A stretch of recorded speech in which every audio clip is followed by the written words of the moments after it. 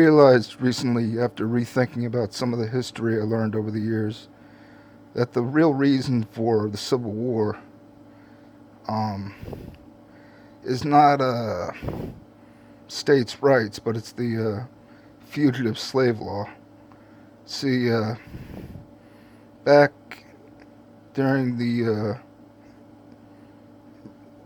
era where Abraham Lincoln was alive, slaves would escape from the South to the North. And one of those people who escaped to the North was Dred Scott. And when Dred Scott made made it to the North, he was declared a free man.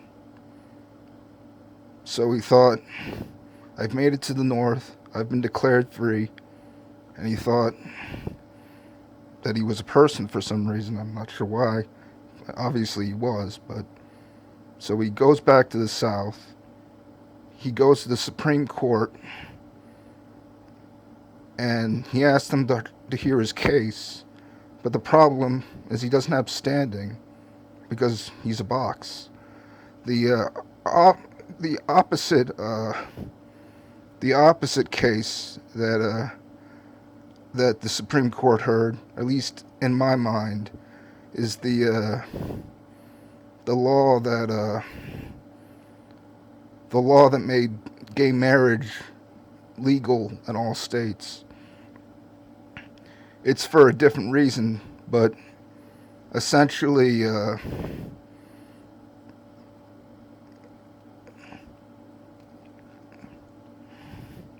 there's something called civil rights was decided by something called the Commerce Clause during when the Articles of Confederation were around.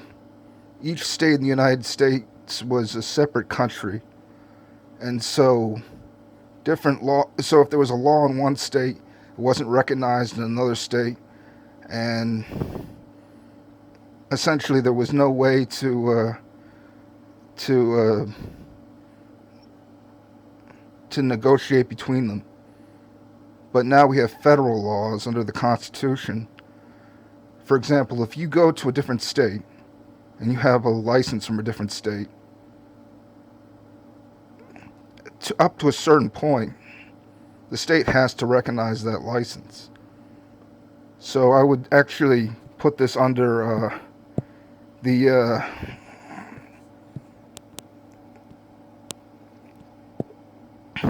full faith and credit clause. Most of the original Constitution focuses on creating the federal government, defining its relationship to the states and the people at large. Anyway, I'll put the link in the description, or I'll just include the website in the video. So there's the full faith and credit clause, and then there's the Commerce Clause.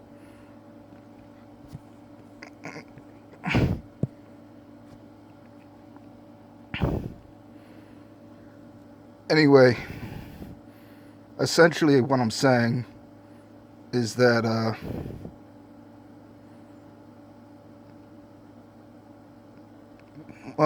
it's kind of morbid, but once he was recognized as a free man in another state, essentially by just arbitrarily declaring that he didn't have any standing, what they were doing, saying that he was a box and everything, they were nullifying the sovereignty of the North.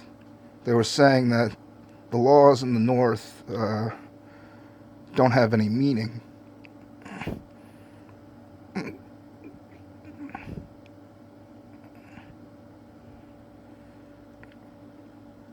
I mean, they didn't say that he wasn't a free man. They just said he was a box. I mean, either way would be wrong, but the way they decided it was pretty cruel.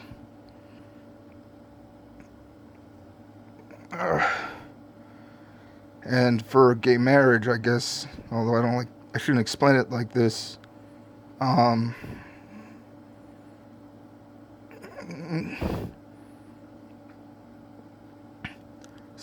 by not